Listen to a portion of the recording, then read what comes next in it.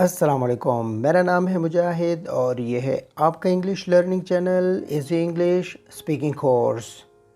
आज के video lesson में हम इंग्लिश के 6 ऐसे अल्फाज सीखेंगे जिन्हें हम अदालती मामलात में इस्तेमाल करते हैं। हम इन अल्फाज की प्रोनंसिएशन, मीनिंग और सेंटेंसेस में इस्तेमाल सीखेंगे। अगर आप समझते हैं कि अल्फाज की कमी की वजह से आप इंग्लिश बोल नहीं पाते तो इस इंग्लिश को सब्सक्राइब कर लें, क्योंकि हर आने वाले लेसन में आप सीखेंगे नए नए अल्फाज। तो चलिए शुरू करते हैं पहले लफ्ज़ से। पहला लफ्ज़ है सू। सू, इस लफ्ज़ के तलफ़ुज़ को नोट कर लें। सू, इसकी फ़र्स्ट फॉर्म सू है, इसकी सेकंड फॉर्म सूड है और इसकी थर्ड फॉर्म भी सूड है। इस लफ्ज़ सू के मानी है मुकदमा करना या किसी के ख़िलाफ़ अदालत से रुजू करना। इस लफ्ज़ का इस्तेमाल हम सेंटेंस में कैसे करते हैं, इसकी एग्जाम्पल देखिएगा। She threaten to sue him for harassment. She threaten to sue him for harassment. हरासा करने पर उस लड़की ने उसे धमकी दी कि वो उस पर मुकदमा करेगी। She threaten to sue him for harassment.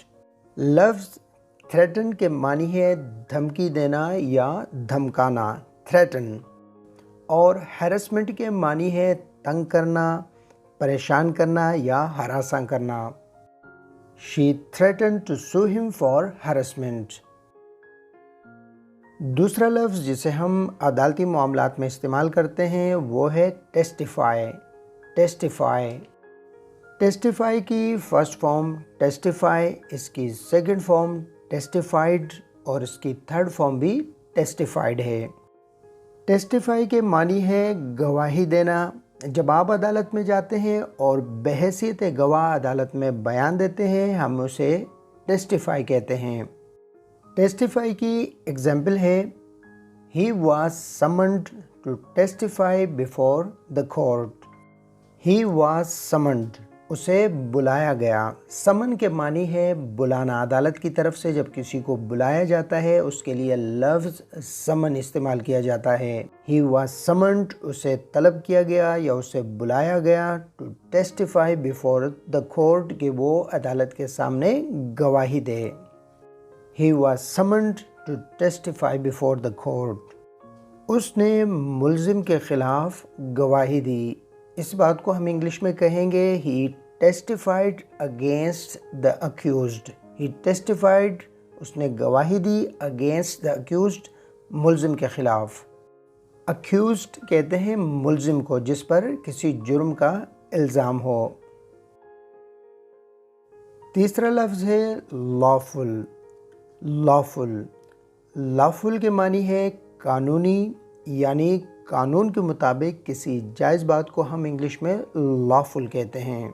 Lawful की एग्जाम्पल है, the court declared him a lawful owner of the property. अदालत ने उसे जायदाद का कानूनी मालिक करार दिया।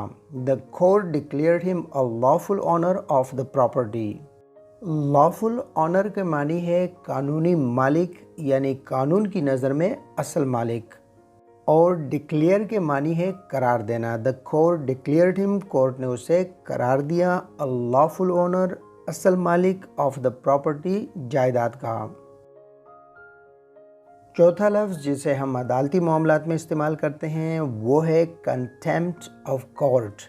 कंटेम्प्ट ऑफ कोर्ट, इसके मानी है तौहीन अदालत। किसी अदालती हुक्म की खिलाफ वर्जी, अदालत या जज का एहतराम न करना तौहीन अदालत में शुमार होता है। कंटेम्प्ट ऑफ कोर्ट, तौहीन अदालत, इसकी एग्जाम्पल है, he was arrested for contempt of court. उसे तौहीन अदालत की वजह से गिरफ्तार किया गया। He was arrested for contempt of court.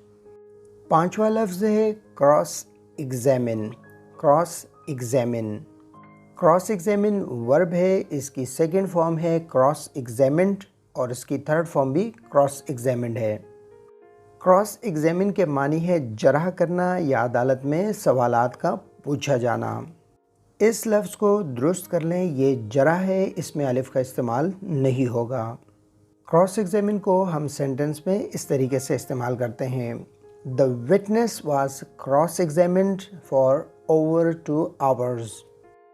गवाह से 2 घंटे से ज़्यादा जरह की गई या सवालात पूछे गए। विटनेस कहते हैं गवाह को। The witness was cross-examined यानी गवाह से जरह की गई for over 2 hours 2 घंटे से ज़्यादा। आखिरी लफ्ज़ है lawsuit। लॉसूट के मानी है मुकदमा।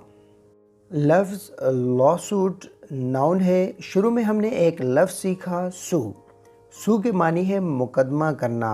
लफ्ज़ सू वर्ब है और लॉसूट नाउन है जिसके मानी है मुकदमा। लफ्ज़ लॉसूट यानी मुकदमा, इसको सेंटेंस में हम कैसे इस्तेमाल करते हैं इसको नोट कर लें। He filed a lawsuit against the newspaper for publishing a fake news. झूठी खबर शाया करने पर उसने अखबार के ख़िलाफ़ मुकदमा किया या मुकदमा फ़ाइल किया। He filed a lawsuit against the newspaper. उसने अखबार के ख़िलाफ़ मुकदमा किया। तो फाइल a lawsuit के मानी है मुकदमा करना। पब्लिश के मानी है शाया करना और फेक न्यूज़ के मानी है झूठी खबर। He filed a lawsuit against the newspaper for publishing a fake news. सबसे पहले आपने इन अल्फाज को अच्छी तरह से समझना है और इनकी प्रैक्टिस करनी है, क्योंकि अच्छी प्रैक्टिस से ही आप अच्छी इंग्लिश सीख सकते हैं। इस तरह के मज़ीद अल्फाज सीखने के लिए इज़ी इंग्लिश को सब्सक्राइब कर लें। आज का वीडियो लेसन पसंद आया तो लाइक कर दें। मिलेंगे आपसे नेक्स्ट वीडियो लेसन में, जब तक के लिए अल्लाह ने के बान।